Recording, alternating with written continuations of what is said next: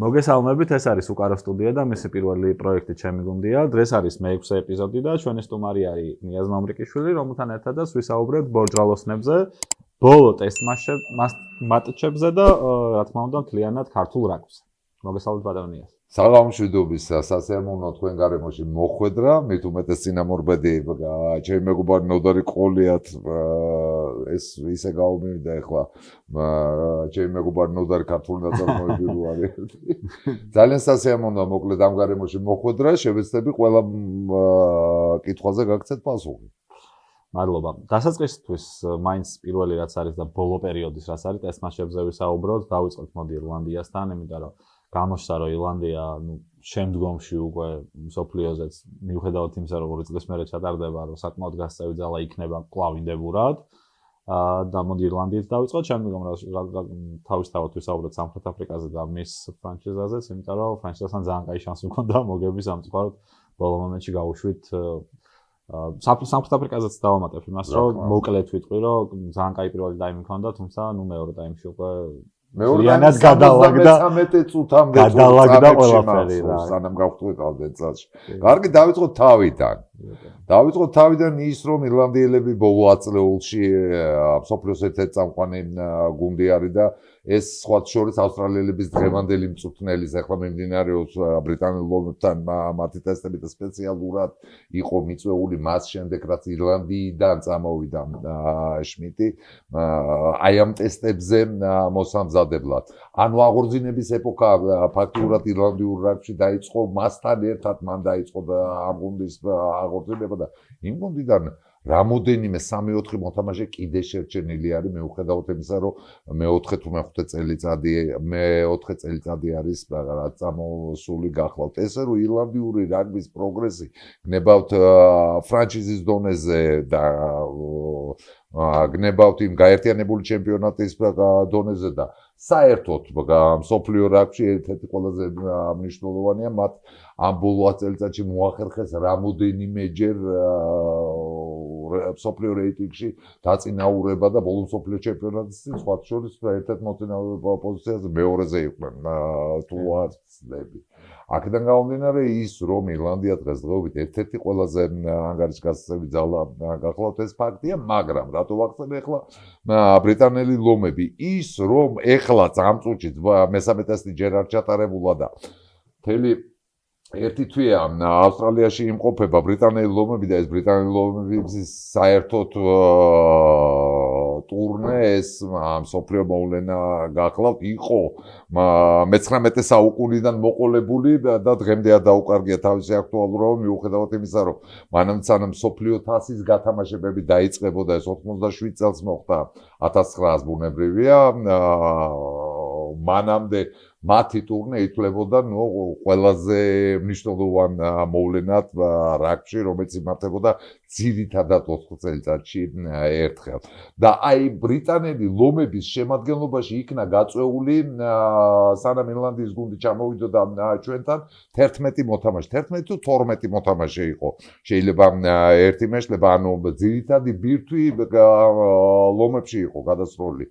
მაგრამ ის გუნდი რომელიც აქ ჩამოვიდა მათ შორის 6-7 მოთამაშე ეს ის მოთამაშეები იყვნენ რომლებიც რეგულარულად იღებდნენ 6 ერის გათამაშებაში მონაწილეობას და აქედან გამომდინარე არც სოლიდურობა აყდა ეს მუდმივად ვინც თამაშობდა თორე დანარჩენი მოთამაშეებიც არ იყვნენ იქ ხელსამოსაკრავები ვინც თბილისში იყვნენ ბუნებრივია მე რაღაცას დავამატებ კიდევაც რომ ბრიტანულ რაგბისთვის ჩვენი შერკინება ყველაზე ცნობილია იქიდან გამომდინარე რომ ხშირად არის ხოლმე ტესტ მატჩებზე არა უბრალოდ საერთო პერიოდზე როცა იწვევენ ჩვენ შერკინებას იქიდან გამომდინარე რომ მართლა ღირსეულად გასაწევი ძალა ვართ მართლა შეგვიძლია ну ხო ნაწილობრივ ვიყავით იმიტომ რომ მართლა მაგას პერიოდი ჭირდება რაღაც გარკვეული თაობათაც არის და გვინდა არ გვინდა ეს ყველაფერი ცოტა ესე ვთქვათ შეჩერებული ვით არის რა და რაღაც მოკლე რაღაც რამოდენიმე 1-2 წლის პერსპექტივაში ჩანს რომ არ შეიცვლება თუმცა ნუ მაგაზე სანამ მივალთ ირლანდიაზე მეც დავამატებდი ორიოდე სიტყვით იმას რომ ეს ირლანდია რომელიც აქ ჩამოვიდა ალბათ იმ ირლანდიის 30 ან 40% არის სულ რაც საბოლოოდ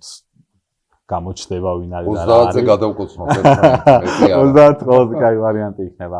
მაგრამ ანუ დავინახე ის, რომ რაღაც ისეთი ძირეული პრობლემები არის ჩვენთან, რაც სამწუხაროდ წლების წინ იყო, მგეგონა რომ გამოსწორდა, მაგრამ სამწუხაროდ არ არის გამოსწორებული როგორც დერეფანია, იმიტომ რომ გვინდა არ გვინდა, როცა დერეფანში ბურთი შემოდის, ალბათობა იმის რომ დავყაროთ, თითქმის უკვე ნახევარია ხოლმე, რაც ყველაზე ცუდი რამე არის რაგბიში, იმიტომ რომ ძირითადად შემთხვევაში დერეფნით ადამიანები და ხალხი ბლეულობს ან შარიმას იტანს და ჩვენ შემთხვევაში ძირითადად ბურთს კარგავთ და ბევრ საპასუხო, ისე ვთქვათ, ფულავს ღებულობთ. კი, აბსოლუტურად გეთანხმებით, იმიტომ რომ ყველა სიტუაციაში, როდესაც ცდილობს გუნდი შეტევის ორგანიზებას და ახერხებს 22 მეტრიან ზონაში, 15-ში იქნება თუ 17-ში იქნება თუ 12-ში მისვლას თავისი დერეფნით და იქ უკვე კარგავ ბურთს, ნუ ეს კატასტროფა არის, ფსიქოლოგიურადაც ძალიან მოქმედებს შემტევ გუნდზე და ნუ საუბედუროდ ეს თემა და თანაც თუ იმასაც გავითვალისწინებთ, რომ რაგბის სტრუქტურა ისე არის აწყობილი, რომ ერთ-ერთი ძირითადი საშუალება იმისი, რომ ბურთი მოიპოვო და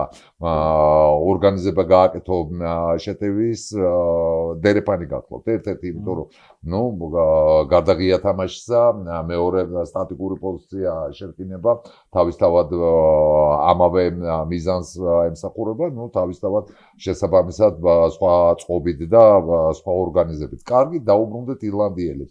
ესე რომ ირლანდია შევჯერდით იმაზე, რომ თბილისში ჩამოსვლის მომენტში ის გუნდი, რომელიც ჩვენთან ჩამოვიდა, ხელწამოსაკრავი ერთნიშნულოვნად არ იყო, საკმაოდ სოლიდური გუნდი გვეწვია, მაგრამ ჩვენ მთელი ამ ხნის განმავლობაში ეს ყველაფერი ცნობილი იყო და ვემზადებოდით მათთან შესახვედრად და თავიდანვე უნდა გითხრათ, რომ გაწმილებული დავრჩი. გაწმილებული დავრჩი, იმიტომ რომ ის სინდრომი, რომელიც ზაფხულის ტესტებს მუდმივად თითქმის ახლავს, მხედველობაში მაქვს, რომ გუნდის შეუთამაშებლობა. ჩვენ გუნდში რამოდენიმე მოთამაშე იყო, რომელსაც თვეზე მეტი არ ქონდა ნათამაშები რაგბი. აქედან გამომდინარე, ნუ ეს სერიოზულ კვალს ატყობს თვითონ თამაშს.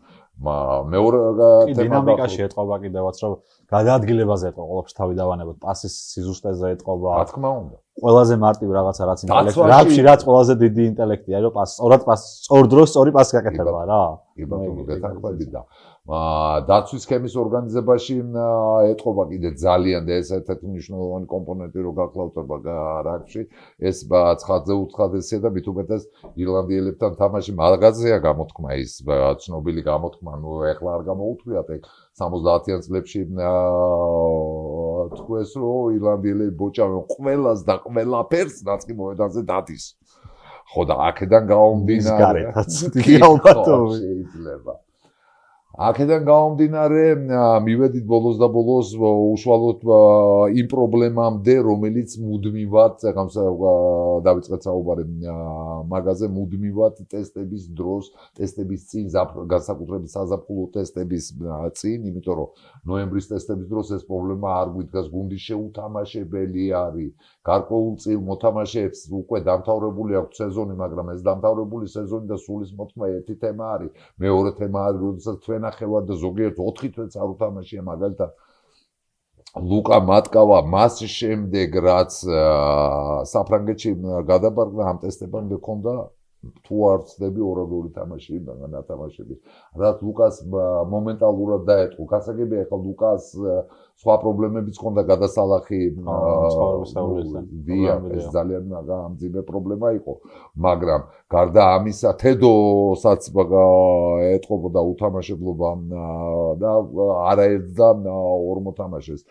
მე რატო გაუსვი ხაზი ამ მოთამაშეებს, ეს ის მოთამაშეები არიან, ვინც ორგანიზებას უკეთებს საერთოდ გუნდს, გამთამაშებლები, ასე ვთქვათ, ნახევარდაცვის ხაზი. ვასკა, ნუ ეხლა ვასკასაც დაეტყო, ეს არ იყო მის საუკეთესო. ირლანდიასანაც თამაში დაეტყო და საფრანგეთთან მეტად კიდევ უფრო. სერიოზულად დაეტყო, იმიტომ რომ ისიც უთამაშებელია, მიუხედავად იმისა, რომ საფრანგეთში სხვა შორის გაუმართლათ ის, რომ ლუკა და ვასკა აი მომავალი სექტემბრის სეზონიდან ერთ კლუბში გამოვლენ საფრანგეთში და ძალიან დიდი იმედი მაქვს, რომ მუდმივი დატვირთვის ქვეშ იქნებიან, მაგრამ ეს შემდეგ დაუბრუნდეთ იმ პრობლემას შეუთამაშებლობისას, რაც ზაფხულის ტესტებს მუდმივად თან ახლავს, გინდათ აიღეთ შარშანდელი წელი, ფიჯელებთან ხონდა თუ არ ვცდები ბათუმში, მაშინ თამაში გინდა იმის წინ და ასე შემდეგ. ეს რო ეს პრობლემა ერთხელ და სამუდამოდ ბოლოს და ბოლოს უნდა გადაიჭრას. მე რა მაქვს ბოლობაში ბოლოს და ბოლოს მოსახერხებელი უნდა მოხერხდეს აი ეს ფიჯელი მოთამაშეების მთელი ჯგუფი, რომელმაც დიდ 10-ის გათამაშებას და პირველ ლიგასაც შიგა ჩემპიონატი მაქვს ხედულობაში, საკმაოდ სერიოზული ლად დაატყვეს ხელი და სერიოზულად საინტერესო გახადეს საერთოდ შიგა ჩემპიონატი. ბოლოს და ბოლოს მათგან შეიძლება გინდა ბარბაროსელი დავარქვა. ფიჯის შემთხვევაში ხო არის ის მომენტიც, რომ ანუ რაგბის საერთო წესი რაც შეიცვალა რა. იქიდან გამომდინარე, რომ შეუძლიათ სხვადასხვა ქვეყნის ემებში ითამაშონ. ფიჯის ჰქონდა, მე მგონი მსგავს რაღაცა ტონგასაც ჰქონდა, რომ მოთამაშეებს, რომელსაც ვერ ავსებენ ძირითად ნაწილში, იცით კარგად ზელანდიის იმის მხარეს, ნელ-ნელა მოდიოდნენ აქეთ რა.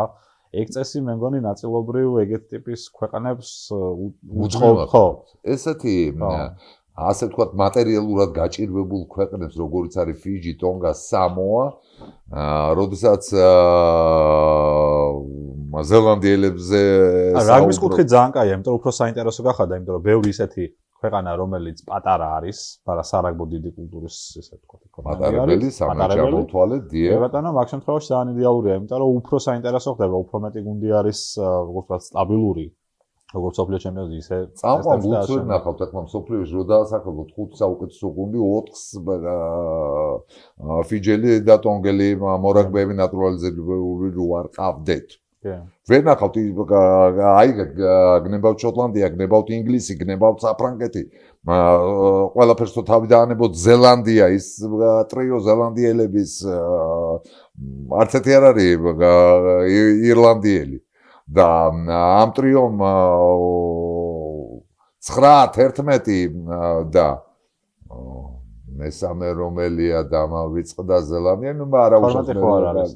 არ 12 არ 13 არის მე მგონი. ბანდიაკი, მართალი ხართ, აბსოლუტურად მართალი ხართ. ბანდიაკი სახელმწიფო ნომერი მახსოვდა კარგად. ხო, ბანდიაკი, ნუ ამ სამ ძალიან დიდი როლი აქვს ნათამაშები იმაში, რომ ირლანდია ახლა მოწინავე პოზიციაზე არის და როდესაც შევეხეთ ნატურალიზირებას ინგლისის ნაკრებში 3-4 უელსის ნაკრებშიც თითოეულ როლა, ნუ ყველა ცნობილი ის 8 ნომერი ყავდათ ახლა ტუილაგზარი და ის ვიზე ტუილაგი.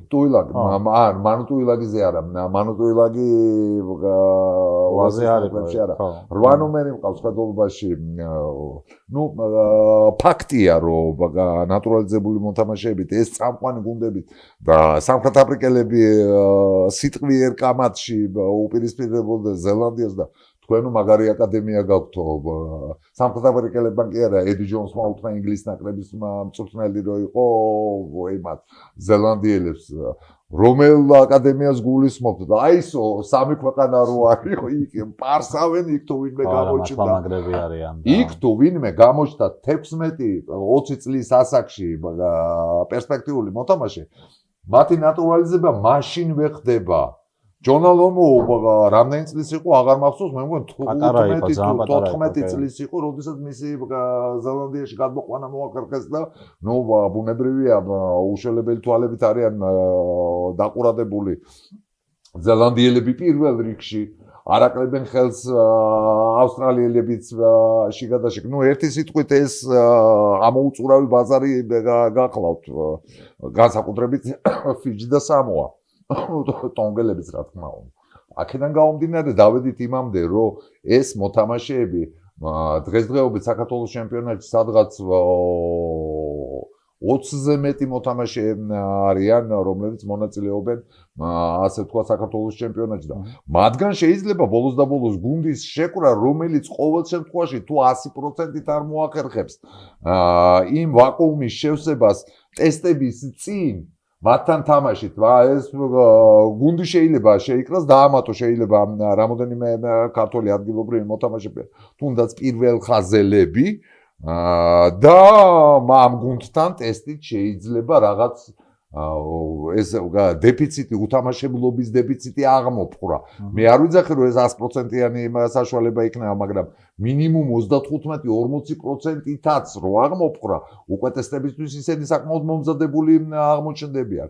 არ მოხდა ადრეც, არ მოხდა ეხლაც და თანაც მატერიალურად ეს არც თუ ისე ძვირი სიამოვნება გახლავთ. მით უმეტეს დიდი 10-ის ჩემპიონატი გაძლევს იმის საშუალებას, რომ საკმაოდ ადრე ტესტებამდე და მინიმუმ ერთი თვით ადრე ისინი ასე ვთქვათ, ამ განკარგულებაში, ნაკრების განკარგულებაში, ნაკრების მოთამაშეები აღმოჩნდნენ და ამ მოთამაშეებთან ერთი ტესტი დაიგეგმოს. პლუს ფრანჩიზას გვეხმარება, ეხა შავი ლომს ძალიან დიდი ის არის ძალა. მაგრამ უთამაშებლობა ხო, ანუ აი ეს არის მთავარი პრობლემა. ლევანდელი ძალიან დიდი პრობლემა იყო ეგ რა. ძალიან სერიოზული პრობლემა გახლავთ შავი ლომის მოთამაშეებისთვის, მით უმეტეს შიდა ჩემპიონატში მათ პლეი-ოფის სტადიაში თამაშის უფლება არ ჰქონდათ. ეხლა უკვე დიდი იმედი მაქვს რომ ამ სეზონიდან დაუშვებენ და მათი უთამაშებლობა, ანუ დავდივართ ჩემი გადასახედიდან ყველაზე მნიშვნელოვან პრობლემამდე ეს გახლავთ მათი უთამაშებლობა.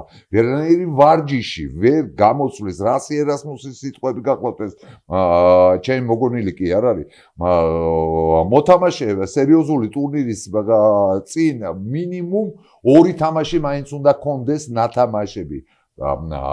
თვენახევარი და 2 თვე რო არა აქვთ ნათამაშები და ზოგიერთ ცოტა მეტი ეს ბუნებრივია რომ თამაშს ეთყობა. ამას ვერ ცვლის ვერანაირი ვარჯიში. და რასი ერასმუსი 8 წელიწადია მეფე არის. ნუ თავისი კრეატიული აზროვნებით, თავისი ყველაფრით ეხლა რაც არის და როგორც არის ამას ჩამოთვლა არ უნდა. სამხრეთ აფრიკა 2 წელიწად ბოლო 2 ჩემპიონატია ჩემპიონია. ნუ რა როგორ რანაირად იქ სად გადარჩა, რა გადარჩა, სად გაუმართლა ესეთი თემა არის. მაგრამ ფაქტი მეორე თემა გახლავთ. შედარებით თითქოს და უკეთესები უნდა ყოფილიყვნენ და საბოლოო ანგარიში რეზუმე რო გავუკეთო ირლანდიელებთან თამაშს, ნუ სერიოზული პრობლემები ქონდა გულ. ბევრი უყურებს ხოლმე ანგარიშით რა, ეხლა მარტო ანგარიში არ არის ხოლმე. ანგარიში მაშინ არის, როდესაც რაღაცა ძალიან დიდი ანგარიშით არის და ხვდები რომ ძალიან დიდი პრობლემა გაქვს, სხვა ვერაფერი ვერ იქნება. და თუმცა აი ამ ძალიან დიდ ანგარიშამდეც, ნუ ყოველ შემთხვევაში ძალიან დიდ ანგარიშზე არა, მაგრამ სოლიდურ ანგარიშამდეც მივალთ მე მხედველობაში, ბოლო მესამე ტესტი. მეორე თამაში ჩიტასთან თითქოს და განახლებული გუნდი იყო თითქმის თლიანი. აი ფრანშიზა არის ჩიტასი, ან ცუდი ფრანშიზა არა, საკმაოდ ძლიერი არის, ძალიან გამწევი ძალა არის. მეხუთე ნომერი ფრანშიზა არის სამხრეთ აფრიკაში. ნუ წინა 4 ბუნებრივია იმ გაერთიანებულ ჩემპიონატში ევროპაში მონაწილეობენ. ჩიტასი ქარისტასის გათამაშებაში ეს ადგილობრივი ჩემპიონატი გახლავთ. განმარტავ, იმიტომ რომ შეიძლება ზოგიერთმა მსმენელმა არ იცის.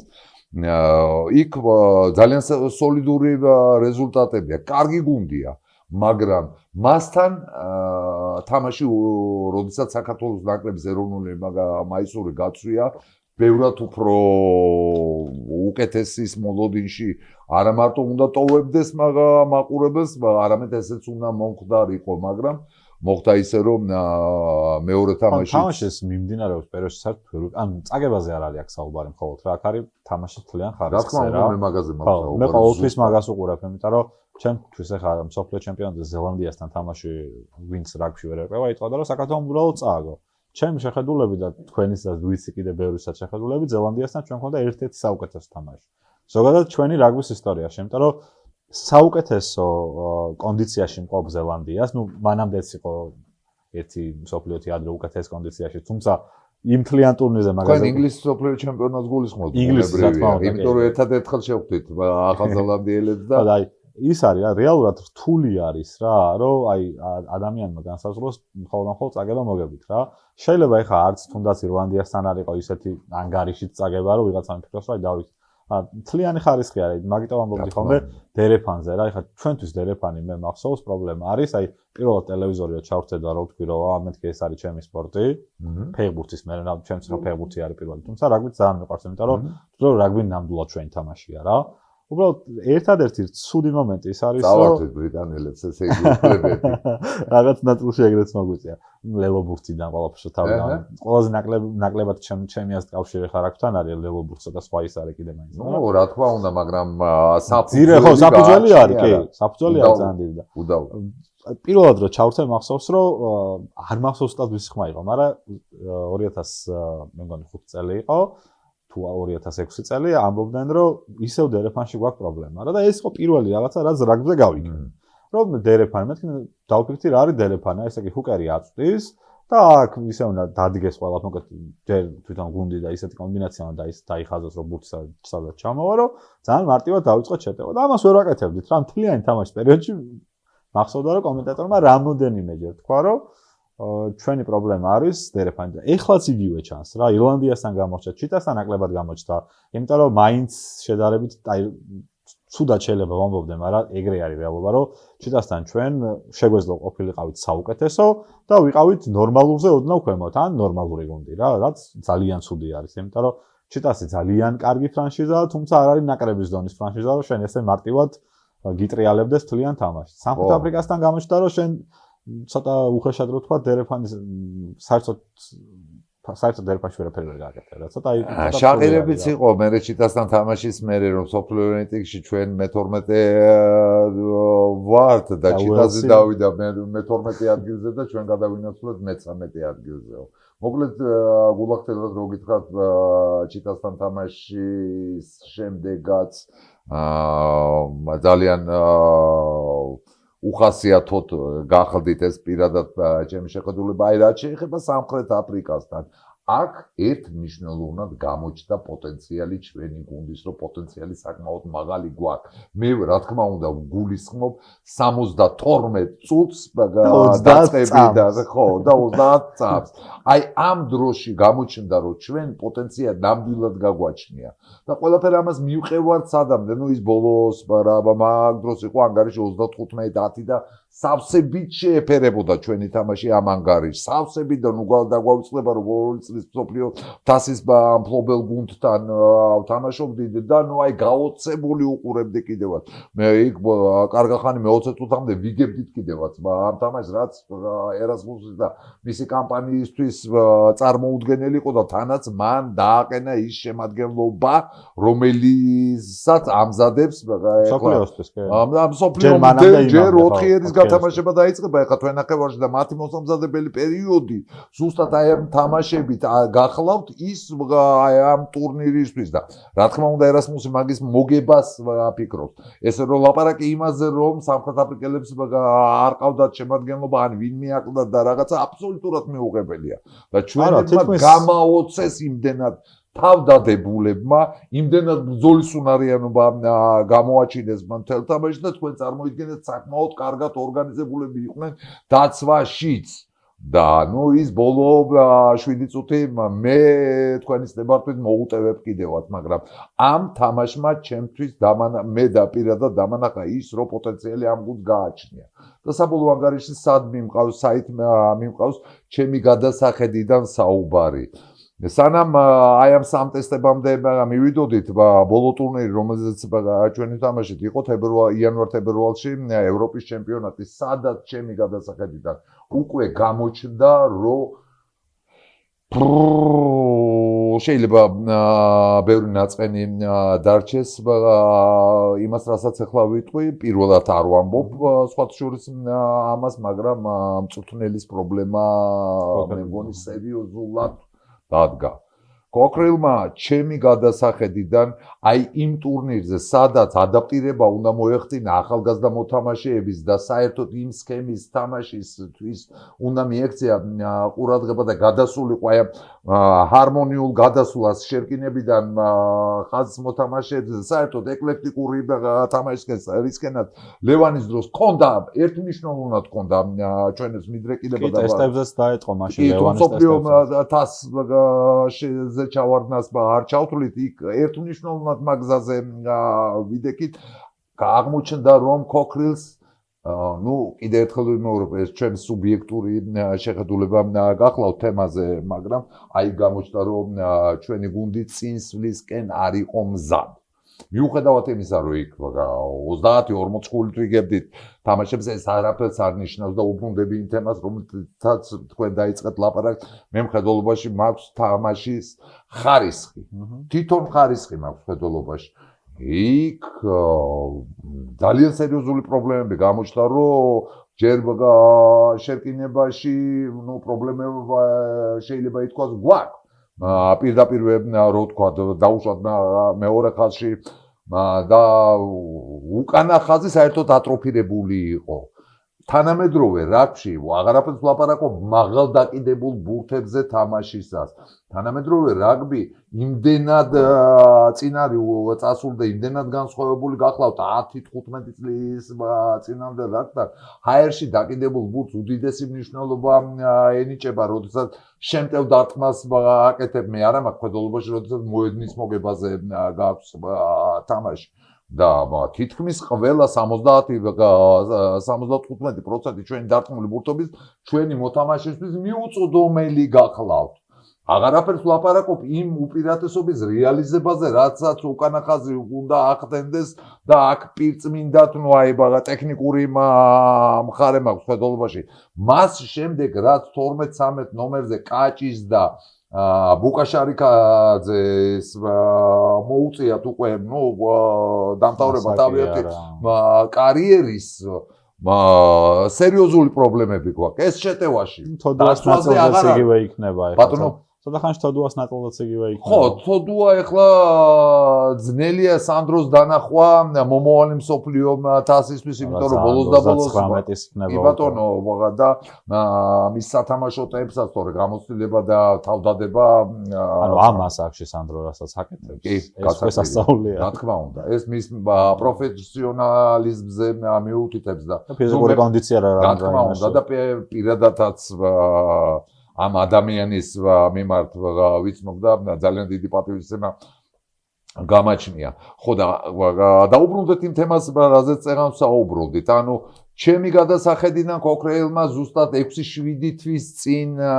დამანახა ის, რომ ის ვერ მუშაობს. კი არა, შეიძლება უნდა კიდევაც აი ამ მთლიანად ჰარმონიულ განვითარებაზე გუნდისას და ამას რა მოყვება ნოემბერში ტესტების დროს მოხსენება 3 ტესტი უნდა გაიმართოს და სამივე აქ გაიმართება. პირველი თუ არ ვწდები ბათუმში უნდა გაიმართოს სამოასთან, შემდეგ ამერიკის შეერთებული შტატები თბილისს გვეწევა და ბოლოს იაპონელები. იაპონელები ძალიან კარგია, რომ ბოლო წელიწადში მე მგონი მესამე ჩამოდიან უკვე თბილისში. იაპონელებს ჰქონდათ ძალიან კაი პროგრესი თავის დროზე, მსოფლიოზეც გამოჩნდა, მაგრამ ედი ჯონსის ინგლისის მსოფლიო ჩემპიონი, ინგლისის მსოფლიო პროგრესი კი არა, საერთოდ ფურორი მოახდინეს. სამხრეთ აფრიკის ნაკრების დამარცხება, ეს ძალიან აი მაკედან დაიწყო ედი ჯონს სპარტსმანამდე აკდა ეხლა რეპუტაციული წინსვლა, მაგრამ ედი ჯონსმა ანახა, რომ რეაქტიული რაგბი ანახა ფაქტიურად იაპონელების თან ერთად. მან დაიტანა აქცენტი ის მაშინ საუკეთესო კონდიციაში იყო ალბათ. თუ საუკეთესოში არა, საუკეთესოსთან ძალიან ახლოს იყო, როდესაც იაპონურ ხასიათზე და იაპონურ მენტალიტეტზე მოარგო თანამედროვე რაგბი და შექმნა ეს პროდუქტი, რომელიც ინგლისის მსოფლიო თასზე სასწაულით ვერ გავიდა შემდეგ ეტაპზე. და ეს იაპონია არის მაგალითი იმის, თუ რა შეიძლება ულევი შრომით მიიღოს. რა თქმა უნდა და ეხლა დამოკიდებულება ეხლა იაპონელს ჯოხი რო დაუყენო, პოლი ჯოხი რო დაუყენო, უბრალოდ იმას დაემორჩილებიან და ეხლა მათი მენტალობა და ეს სხვა თემა არის და ზუსტად სხვა შორის ედი ჯონსის დედით იაპონელია. ესე რომ მათი მენტალობა შორს არ არის.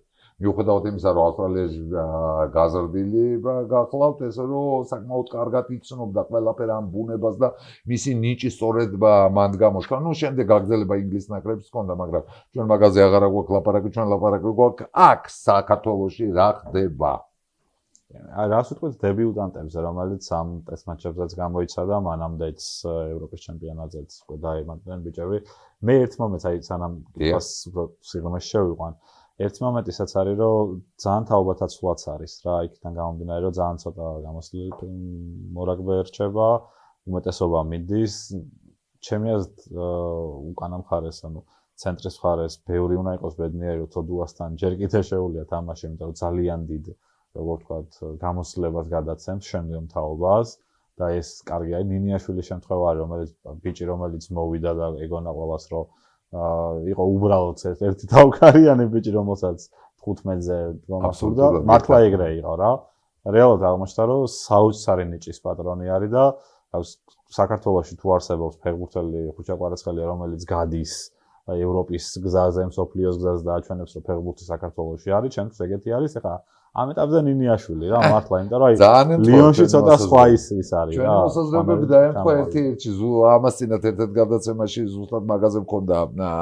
საუბარი რომ ჩემთვის პირადად ნინიაშვილი ნამდვილად ძალიან ნიჭიერი მორაგბეა ეხლა მართალია ბოლო 1 წლის განმავლობაში მის რეგრესი ახსნადი თემა გახლავთ მაგრამ აი ეს დაპირისპირება კვარაცხელიას და ნინიაშვილის მეც მომსვლია გონებაში და თუ კი 1 წლის წინ ერთმნიშვნელოვნად ნინიაშვილის ყოველგვარი ტენდენციურობის გარეშე ვანიჭებდი უპირატესობას ახლა კვარაცხელიას იმიტომ რომ ეს ბოლო 1 წელიწადია ნინის ნუ ალბათ ობიექტური მიზეზების გამო ტრაუმების მთელი სერია ქონდა და ცოტა გადაღლილიც მომეჩვენა აი ამ ზაფხულის ტესტებზე მაგრამ მის ნიჭს რა თქმა უნდა პატივცემ და მჯერა ის მას გარდა ნიჭიერება კიდე რაში გამოიხატება არაორდინალურ გადაწყვეტილებაში ხან აქედან იძლევა პას ხან ზურგს უყნიდან ხან ბარბაროსებთან ინგლისის თამაში ხან ყველაზე კაი რაც სასტარტო სიჩქარება ფენომენალურია ხო და აი დისტანციაზე როდესაც 15 ნომრის პოზიციიდან ან ფრთის მოთამაშიდან იწყებს შეტევას აი ეს დისტანციის გრძნობა ძალიან კარგი მე ვერც ვიხსენებ ეგეთ 15 ჩვენ მე მყავდა იმიტომ რომ საუკეთესო არის კიდევ ჰაერში თამაში თუმცა აფრიკელებმა თან სამჯერ წააგო დუელი ნუ ეს ყველა საინტერესო ცხოვრებაში ხდება მსგავსი რაღაცა დიახ აბსოლუტურად გეთანხმებით და იმის თქმა მინდოდა რომ ეს სეზონი მის კარიერაში ნამდვილად არ არის საუკეთესო თუმცა მას შემდეგ რაც ლაროშელში უკვე დაფიქსირდა და გადასული გახლავთ ისაკთან და ლაროშელის შემადგენლობაში იქნება და ლაროშელი ერთ-ერთი საუკეთესო იმ 6-7 გუნდიდან გახლავთ ბოლო 6 წლის განმავლობაში ევროპაში მათ შორის ჩემპიონთა თასის მომგებით აქედან გამომდინარე მგონია რომ ის ისევ აკრიფავს სიჩქარეს და იმ კონდიციას დაუბრუნდება სათამაშოსაც რომ კონდიციასაც ანახებდა 2-3 წლის წინ რომ გამოჩნდა და მაღალდაკიდებულ ბურთებზე თუ არ ვწდები ირლანდიასთან თამაში გამოჩნდა 8 ერის გათამაშების თვალებზე ხელს ვიფარებდი როდესაც ისეთ ტიპებთან და თამამი ნაგლი სიტყვა მაინდა-მაინც შესაფერისი არ არის მაგრამ ხვდებით ახლა რა გაგებითაც ლაპარაკობ ხო და თანაც ამდენად თამამი ნუ არა მე ესე ფეხით დაკიდების მომენტში მახსენდება ხოლმე მეკო რა ძირითადად შემთხვევაში იმიტომ რომ ყველაზე რისკიანი მაგ პერიოდში მაგ-თაობაში იყო ხოლმე მსგავს იმაზე რა ქვია ვთქვათ მომენტზე რა თუმცა ნინიაშვილს ვფიქრობ რომ ჩვენ ნაკრებს ალბათ ისტორიაში საუკეთესო 15 იყავს ეხლა ამ წუთში ერთმნიშვნელოვნად გუნდის ლიდერია მიუხედავად თავისი ახალგაზრდული წლებისა და სულაც არ გამიკვირდა რომ აი ევროპის პირველობაზე ერთ-ერთ მატჩში კაპიტანიც იყო. აბსოლუტურად არ გამკვირვებია ეს თემა. რაც შეეხება თქვენ შეეხება თაობათაცვლა ძირითადში მაინც უკვე მომხდარი თემა გახლავთ, ერთმნიშვნელოვნად მომხდარი თემა გახლავთ და ის რომ 20 წლიანთა ნაკრებში ბოლო 6-7 წლიდან გამომდინარე უფრო ინტენსიურად უნდა ხდებოდეს ძირითად გუნდში ამ ნიჭიერი მოთამაშეების ჩანერგვა, ესეც ერთმნიშვნელოვანი ფაქტია და საუკეთესო საშუალება ამ ინტეგრაციის გახლავთ პირველ რიგში და ის ტურნირი რომელიც გაძლევს ამის საშუალებას მე მხედველობაში ევროპის ტურნირი რა თქმა უნდა ერთმნიშვნელოვნად აი მან უნდა მოხდეს აპრობაცია ყველა აი ამ სქემების საიტკენაც უნდა განვითარდეს რა მიმართულებითაც უნდა განვითარდეს გუნდი და ეს რო ვერ დავინახე იმიტომაც გამიჩნდა პესიმიზმი. აი როგორ რაღაც არის რომ არის ჩემპიონატი რომელსაც აი ალბათ ერთადერთი უბრალოდ არც ერთი ორგანიზაცია მაგას არ შეუწყობს ხოლმე, მაგრამ ნუ ქვია ქართული თასი რა, იმიტომ გინდა არ გინდა ყოველ წლიდან წლამდე საქართველოს ბორჟალოსნები იგებენ ამ ყველაფერს, მაგრამ ამ ეტაპზე ბევრი გუნდი განვითარდა. ესპანეთი განვითარდა, პორტუგალია განვითარდა, რუმინეთს ჩაგდება. პორტუგალიას ცოტა რეგრესია. ეხა ამ ბოლო წელიწადში აქვს, თუმცა როგორ იქნება ორი წლის მერე, ეგ კიდე საკითხავი თემაა. თუნდაც რუმინეთს რაღაც მქონდა პატარა ჩავარდნები ამოდიან ზემოთ, სხვა გუნდებთან ნაკლებად იქნება პრობლემა, ზირთად ნუ ეს სამი არის. სხვა გუნდები შეიძლება ითქვას დებიუტანტები არიან, ის ქვეყნები არ არის სარაგბო ქვეყნები. აი სარაგბო ქვეყნების ისეთი რეგრესიო, სარაგბო ქვეყნად ითვლებოდა რუმინეთი და ყველა მსოფლიო ჩემპიონატში იღებდა მონაწილეობას და საერთოდ რუმინელები ეს ის ქვეყანაა, რომელიც წინა საუკუნის 80-იან წლებში ეთამაშებოდა ზელანდიას, ველს, ირლანდიას. აი ესეთ გუნდებთან ხონდა ურთიერთობა აღარაფერს ლაპარაკობ იტალია სახსენებელი არ იყო რუმინეთთან. სახსენებელი, მაგრამ ბოლო 5 წელია ძალიან რეგრესია აქვს მაგათაც. 12-იც მე ვიტყოდი ერთნიშნულად. აი მანამდე კიდე გასაწევი ძალა იყო, მაგრამ ჩაუსესკუს დროს იყვნენ რომ პროგრესული გუნდი ყავდათ, რაც არ უნდა გასაკვირი იყოს. მერე უკვე რუმინელებმა ამ საუკუნის დასაწყისიდან უკვე სერიოზული რაღაცები ახალგაზრდულ ნაკრებებშიც ეტყობათ რეგრესი და საერთოდ რუმინული რაგბი და რუმინელებსაც კი ყავთ მოწვეული მოთამაშეები. რომელსაც ყავთ? მე მაგ თემაზეც სერიოზულად დაფიქრებისკენ მოუწოდებდი. თუნდაც პირველ რიგში შავ ლომს და შემდეგ ნაკრებს ნატურალიზების კუთხით, იმიტომ რომ ამ ფიჯელებიდან ამოცი კაციდან გითხარით რომ ბოლოს და ბოლოს ისეთი ტემპი შემატეს იმას ჩემპიონატს საოცარი და ჩემი გადასახედიდან ისინი უფრო კლუბები მყავს ხედველობაში, რამოდენიმე კლუბი, სადაც ფიჯელი მოთამაშეები და არა მარტო ფიჯელები თამაშობენ. უფრო ეკლექტურ, საინტერესო და თანამედროვე რაგბს თამაშობდნენ ვიდრე ნაკრები. კი, ბევრად. ჩემი გადასახედიდან ესე არის, შეიძლება ვიღაც შემედაოს, მაგრამ ნუ ეს ჩემი სუბიექტური მოსაზრება აქვს და მაქვს უფლება რომ გამოთქვა ეს მოსაზრება.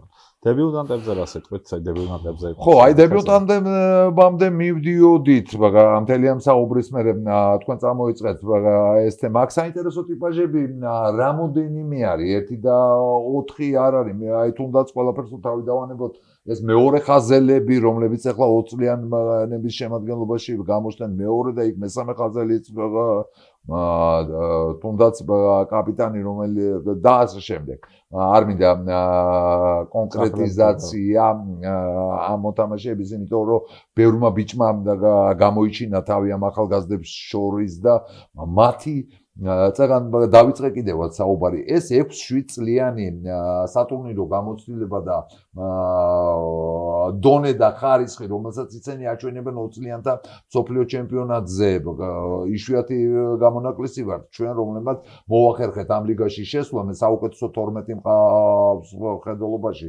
სხვა შორის მომავალ წლიდან 16 გუნდი ხდება უკვე მსოფლიოთას გათამაშება 20 წლიანებს შორის და მე-9 ადგილზე ქვევით ფაქტიურად არ ჩამოვსულვართ. ეს ერთი, მეორე, არც ერთი გუნდი არ ყოფილა სადებიუტო წლის შემდეგ მანამდე დარჩენილიყო იმაში ლიგაში. იყვნენ იაპონელები, იყვნენ ფიჯელები, იყვნენ სხვადასხვა გუნდები შემოსულან ამ ლიგაში და მომავალ წელსვე დაუტოვებია. ჩვენ მოვახერხეთ ამ ადგილის შენარჩუნება დღემდე და მომავალში რაღაცა გაგვიწყება უკვე 16 გუნდია და იქ კიდევ უფრო წარმატებულათაც დრო არის უკვე რომ უფრო პროგრესული შედეგები ვანახოთ და უფრო ხარისხიანი რაგბიც ვანახოთ.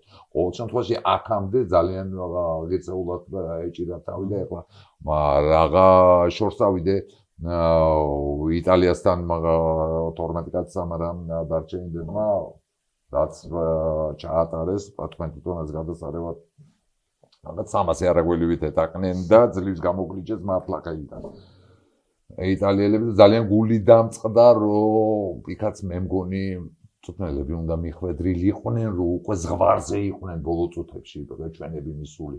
იმდენად ზღვარზე იყვნენ, რომ ინდივიდუალურ თავზე ხელაღებულ რაგბს თამაშობდნენ, იქ ორგანიზება უკვე თითქმის ნოლამდე იყო დასული და რა ორგანიზებაზე იყო ლაპარაკი, რა გადაიტანეს და საიდან შემოაბრუნეს თამაში და უნდა დაესრულებინათ მოგები ის რომ კიდე ერთი ლელო და კიდე სამი ლელოობა გადაედო და ეს სურვილები გასაგებია რომ შეუძლია მაყურებელს გაუჩნდეს მაგრამ ჩემი გადასახედიდან თუნდაც უნდა ეკარნახა ის რომ ის თამაში უნდა დაესრულებინათ მოგებით და ამით დაესვათ ისეთ ცხიმიანი წერტილი იმ თამაშისთვის რომელიც ისედაც ისტორიული გამოვიდა ჩემი გადასახედიდან მაგრამ სულ სხვა ფასი ეკნებოდა გამარჯვება. მაგაში გეთანხმებით.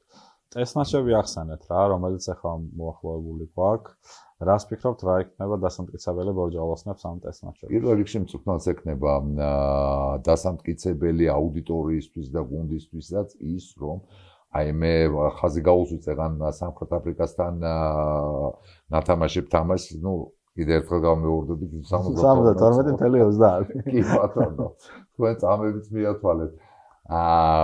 ჩემი გადასახედიდან აი ეს ხარისხი, ანუ იქ პოტენციალი გამოჩნდა, რომ ამ გუნდს გააჩნია. ჩვენ გუნდზე მაქვს ყიდულობაში და ამ დარჩენილ დროში მწვრთნელებს ძალიან ბევრი სამუშაო აქვთ იმისთვის, რომ ჰარმონიული გახადონ გუნდი და უფრო თანამედროვე რაგბზე გადააწყონ ჩვენი გუნდი. ძალიან ბევრი სამუშაო ექნება და ეს სამი ტესტი საუკეთესო საშუალება იქნება მაგ ტენდენციის ჩვენებისკენ. ეხლა ნოემბრის ტესტების დროს როგორც წესი უმეტესობა მოთამაშეების სექტემბრიდან დაწყებული სეზონები აქვს და ყველა სხვადასხვა ჩემპიონატებში დაწყებული და საკმაოდ კარგ კონდიციაში ხვდებიან როგორც ჩვენები ისე სხვა გუნდებიც და აქ თან გვეძლება საშუალება დავიწყოთ სამუათი და მერე უფრო მზარდი გუნდებამდე მივიდეთ ბოლოს იაპონიით დავასრულოთ ნოემბრის ტესტები და აქ კიდე ერთხელ ხაზს უსვრო გუნდს რა თქმა უნდა მაგრამ პირველ რიგში მწვრთნელებს ან მწვრთნელს ექნება დასამტკიცებელი ის რომ ისინი პროგრესულ გზას ადგანან 2 წლის შემდეგ სოფლიო თასისკენ მიმავალ პროგრესულ გზას ადგანან და არა რეგრესულ გზას. შეგახსენებთ რომ ჩვენი გადაცემა იწერება Click Production-ში. ეს არის სივრცე, ეს ერთ სივრცეს არ მოიაზრებს, მოდი აქედან დავიწყებ. რამოდენიმე სივრცე არის ამ სტუდიაში. თქვენ შეგიძლიათ ჩაწეროთ გადაცემა, პოდკასტი, შეგიძლიათ გაკეთოთ მინირგოლი, ფოტოსესია მოაწყოთ, ნებისმიერი მოკლედ რამ, რაც თქვენ მოგინდებათ, აღწერაში იქნება ამ შვენიერი ადამიანების სტუდიის, ესე ვთქვათ, ლინკი, სოციალური ქსელი, შეგიძლიათ გადახვიდეთ, მიწეროთ და გაიარეთ მოკლედ ყველა დეტალი რა. ბატონიას, ახლა ცოტა კიდე სიღრმეში რომ გადავიდეთ რა ამ ყველაფრის. მე მინდა ცოტა ოდნავ უკან წავიდე და რაგბი ევროპის ჩემპიონატზეც რამოდენიმე სიტყვით შევეხოთ, სანამ გადავალთ წინა მსოფლიო ჩემპიონატზე, მაისაშვილის პერიოდზე, ტიერ 1-ის გუნდთან პირველ გამარჯვებას და ასე მოკლედ ბევრი დეტალებზე რაც იყო რა. რაგბი ევროპის ჩემპიონატზე მაგაში დაეთანხმებით. საარქივო მასალებში გადავიდეთ. დაახლოებით არქივში გადავიდეთ რა. ჩემი აზრით რაგბი ევროპის ჩემპიონატზე გეთანხმებით მაგას რომ გამოჩნდა რომ ფანტაზია სამწუხაროდ წელს არ აქვს იმ დოზით, რა დოზითაც უნდა ქონოდა თუნდაც იმ ჩემპიონატზე, რომელ ჩემპიონატზე საქართველოს ყოველთვის ამტკიცებს რომ საუკეთესოა რა. ან თუნდაც ის მომენტი რომ მორაგბები რომელიც აკლდება ხოლმე ხშირ შემთხვევაში, ან ნაწილი რომელსაც არ იძახებენ ხოლმე იმ მარკაბათ რაც თავსებენ ხოლმე ყოველთვის გამოდის რომ საქართველოს ნაკრებს ახალი ძალიან პოტენციური რაგბისტები ემატება რა.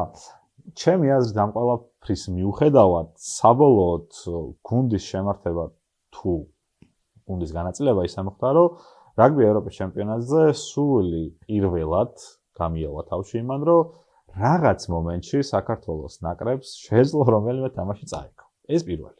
ან მეორე ნაწილი რომ მოგვეგო ისეთი თამაშები, სადაც ვიტყოდით რომ ძლიერმა გაიმარჯვა. როგორც აი ხდება ხოლმე რა, აი შეიძლება არ იყოს უნიკალური სამხრეთ აფრიკა, ზელანდია, აღარ წავალ ხა ჩვენ დონეს ჩვენ ის სურვილი გვაქვს რომ მაგ დონემდე ავიდეთ ხო საბოლოოდ რა. მათაც არ აქვთ ხოლმე პერიოდულად კაი თამაშები, შეიძლება თუნდაც ტონგასთან და სამოასთან რაღაც მინიმალური სხვაობით მოიგონ, მაგრამ მომენტი ის არის, რომ რადგან ძლიერი არის, გაიმარჯვას ის არის პრინციპია. ჩემთვის რაღაც წლევანდელი ეს რაგბი ევროპა დაახლოებით იგივე იყო და მაგ კუთხით ცოტა არ მომეწონა და ცოტა ვიზენი თავი გულშემატკივრის თვალიდან ცოტა უსუსურად იმ ნაწილში, რომ არ ვიცი რა იქნება ცოტა ხანში. ტესტებში გამოჩნდა უკვე რაც არის რა. შემდეგ ტესტებში შეიძლება კიდე უფრო გაგვიღრმავდეს და უკვე რაღაც ჩვენი ძველი სცენი რაც იყო რა, მარტო ამ სპორტზე არა მაქვს საუბარი, ამ სპორტზე ნაკლებად სხვა სპორტებში იყო ხოლმე, რომ მსხლის ბრალია და მოდი გავუშვათ ვარიანტებზე გადავიდეთ რა.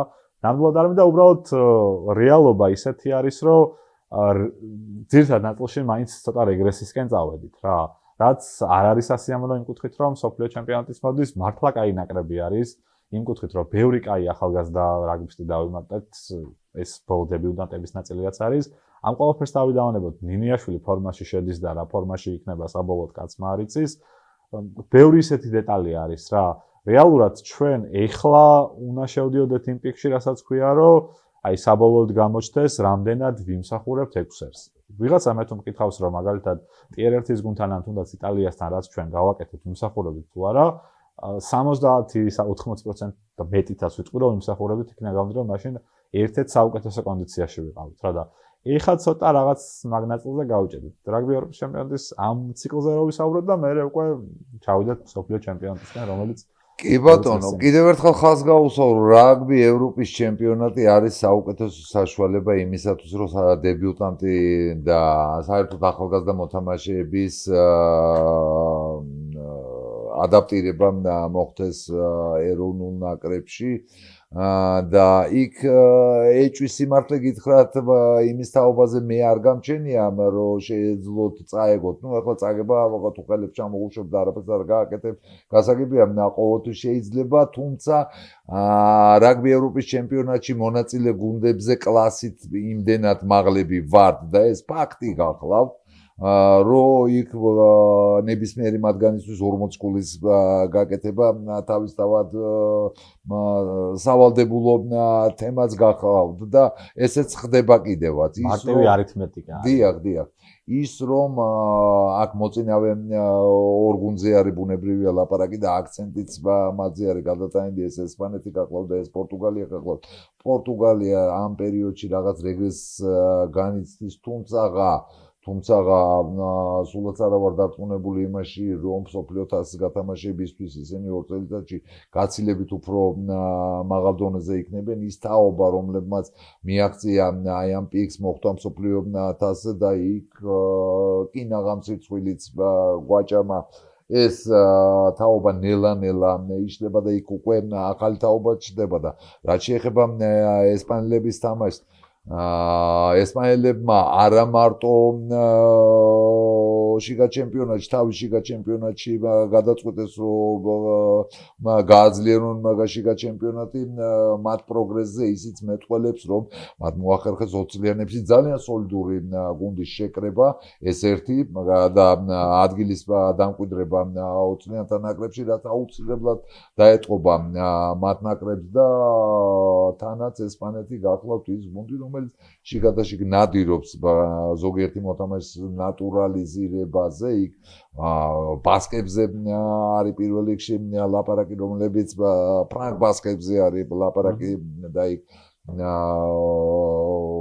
იმის საფრანგეთის სამხრეთში ძალიან განვითარებული გახლავთ, სხვა შორის ის ძირითადი რეგიონი გახლავთ საფრანგეთის სამხრეთ ნაწილი, სადაც რაგბი ძალიან ძალიან განვითარებული თემა გახლავთ. ეს რომ ესპანელებს სარაგბო კულტურა გააჩნიათ, ეს ერთი და ის რომ უფრო პროგრესული გუნდი ეყოლებათ მომავალში, თუნდაც იანვარ-თებერვალში 7-8 თვის შემდეგ ამისიც მჯერა.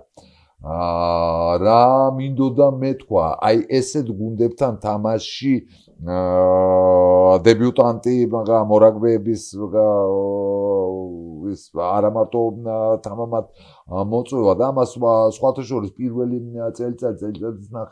წელიწად-ნახევრის განმავლობაში საკმაოდ კარგად ახერხებდა, რაც მართალია ეროვნული ნაკრების მწვრთნელი მყავს ხედველობაში, მაგრამ აი ამ ბოლო ჩემპიონატმა დამიტოვა ეს ნალექი და შეიძლება არა მარტო მე აი აქ პროგრესი რო არ გამოჩნდა და არა და უნდა გამოჩენილიყო.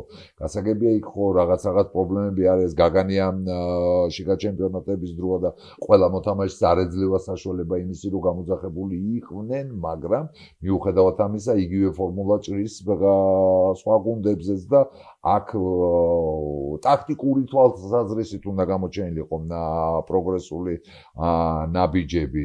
როგორ განვითარდება მოვლენები, ამას მომავალი გვანახებს, თუმცა მომავალამდე მე რაგბი ევროპის ჩემპიონატამდე მაქვს რა თქმა უნდა იმედი, რომ აი ამ ნოემბრის ტესტებში და ამის იმედის მომცემი გახლავთ ის ბოლო თამაში ზუსტად სამხრეთ აფრიკასთან რამდენად მობილიზებულებმა მოახერხეს. რაგბი სხვანაირად არ ითამაშება. გასაგებია რომ რაგბი არ არის ინდივიდუალური გვაქვს ხელწერა ამ ძალისმიერი თამაშისკენ და ამას ალბათ ვერც გავაკრობ და არც არის საჭირო მისი გაქრობა, მაგრამ ნუ ამას ყველაფერს მეორე მხარეც რის განვითარებაც ჭირდება და უფრო პროგრესული რაგბისკენ გადასვლა ჭირდება და აი ამ ბოლო თამაშმა ხო კიდე ერთხელ გამეორდები მომცა იმის საშუალება იმის გააზრების უნარდო პოტენცია გააჩნია ამ გუნდს და ამ პოტენციას კიდე ერთხელ გამოყენება უნდა. თქვენ ხაზს გაუსვით იმას, რომ ახალგაზრდა მორაგბეებზე მე მიზანმიმართულად არ ვასახელებ მოთამაშეებს, რომლებიც უკვე გამოჩნდნენ ეროვნულ ნაკრებში და მომავალშიც გამოჩნდებიან, თუმცა ერთ ნიჭიერბიჯზე გული დამწყდა 20 წლიანებში მიეცათ ხაინდრავასთვის უფლება იმისი, რომ ეთამაშა 20 წლიანების გაცილებით უფრო სარგებლიანი იქნებოდა თვითონ გუნდისთვის, 20 წლიანების გუნდისთვის და თვითონ მისთვისაც. უკვე დაწინაურებულია ხაინდრავა ეროვნულ ნაკრებში გამოიძახეს და ერთი თამაში მიცეს კიდევაც, მაგრამ ნუ ამ ეტაპზე 20 წლიანებში რო ეთამაშა ალბათ უფრო სარგებლად მოუტანდა.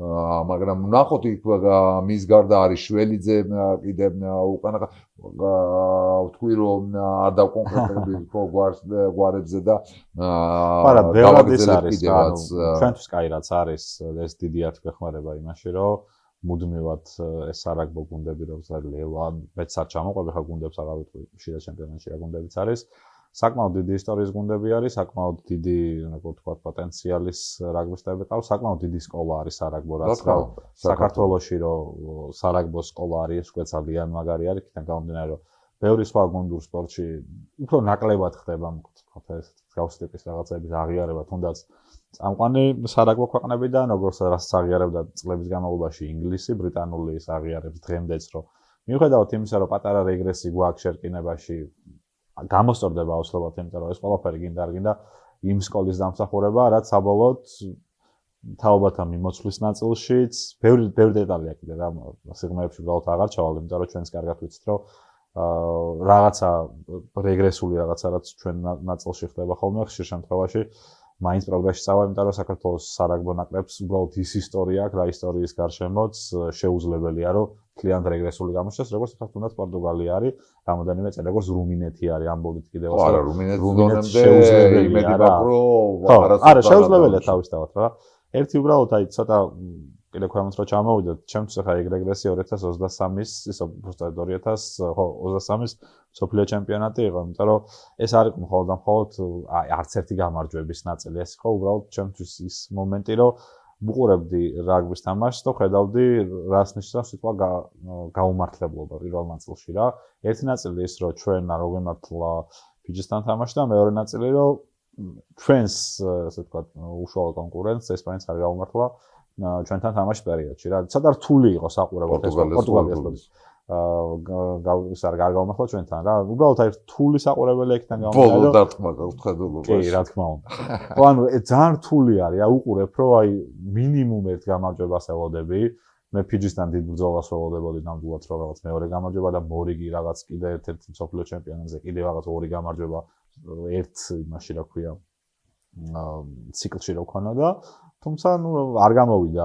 არის ხოლმე ეგეთი მომენტიც თავისთავად რეგრესულად განვითარდა, მე ეს ყველაფერიც მოყვა თავისთავად ამ ყველაფერს, თუმცა ვფიქრობ, რომ ჩემი გადმოსახედიდან 2023 წლის ჩემპიონატი ჩვენთვის კაი მაგალითი იყო, კაი როგორ თქვა, ზარი შემოყრა იყო იმ ნაწილში, რომ უჭირდება გამოფხიზლება და რასაც თქვენ ამბობთ, რომ რაგბი პროგრესირებს და არ არის მხოლოდ ის, რასაც ვაკეთებთ 5 წლის წინ, 2 წლის წინ, 3 წლის წინ და მომავალ წელს უკვე უნდა ვისაუბროთ სრულიად სხვა რეალობაში აღქმა იმ რაგბის, რომელსაც უკვე თითქმის მთელი მსოფლიო თამაშობს რა.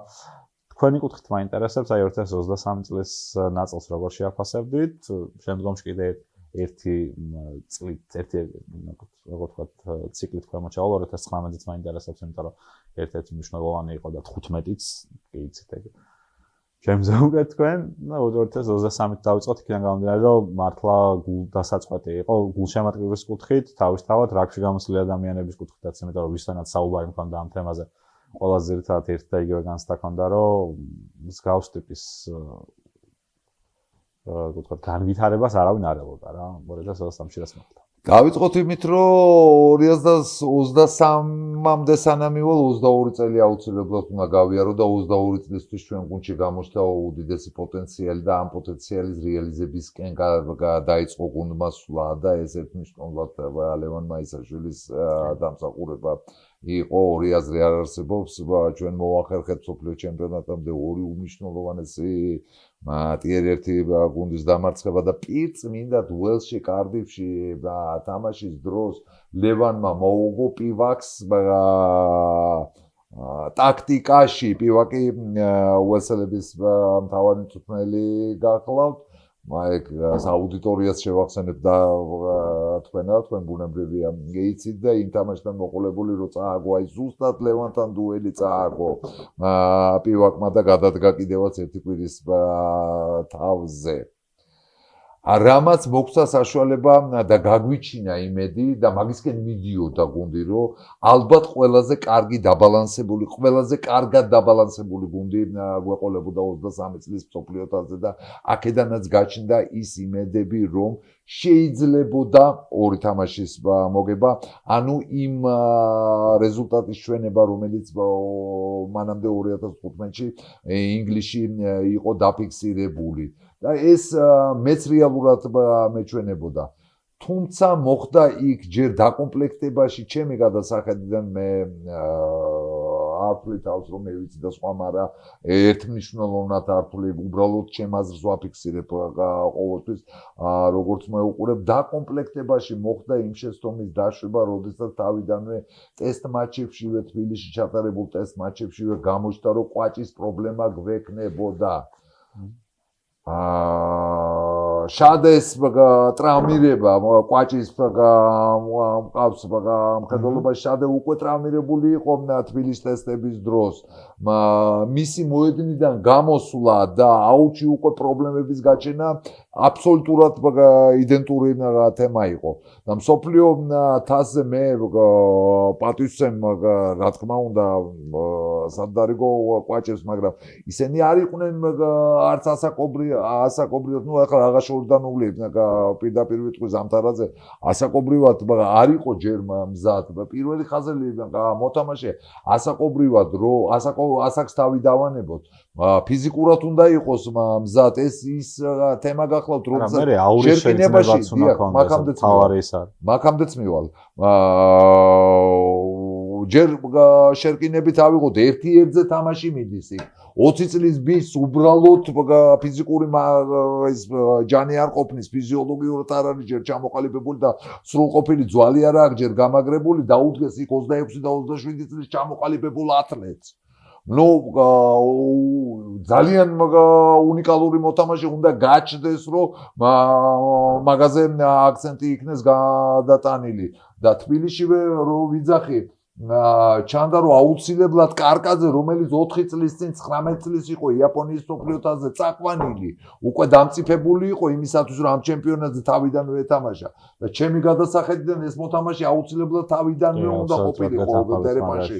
დერეფანში რა არის გუნდში გამოძახებული არა მარტო შერკინებაში და რაც შეეხება დერეფანს დერეფანი უბრალოდ ერთ-ერთი მაზოლი კი არა კატასტროფა იყო როგორც კი შადე გადიოდა მოედნიდან იწყებოდა დერეფანში პრობლემები დერეფანში თამაში ახლა მარტივი თემა რო არ არის ეს ყველამ გადასარევად იცის აქ ძალიან დიდი მნიშვნელობა აქვს ინტელექტს აქ მინიმუმ 4 მოთამაშის მინიმუმ 4 მორაგის მინიმუმ ვიზაკი მე 4 მორაგის სინქრონული მუშაობა არის აუცილებლად საჭირო აქ არის რა თქმა უნდა თუ გონიერია კვაჭი და თუ მომზადებულია გუნდი შეიძლება მაღალ მოთამაშეებზე უფრო ეფექტური იყვნენ საშუალო ტანის ხტომელები რომლებიც არ არის რომლებზეც აქცენტი არ აქვს მოწინააღმდეგეს გადატანილი მაგრამ იქ კიდევ ერთხელ ვიძახი სინქრონიზირებული თამაში ეგრეთ წოდებული ლიფტიორების ვინც წერს მოთამაშეს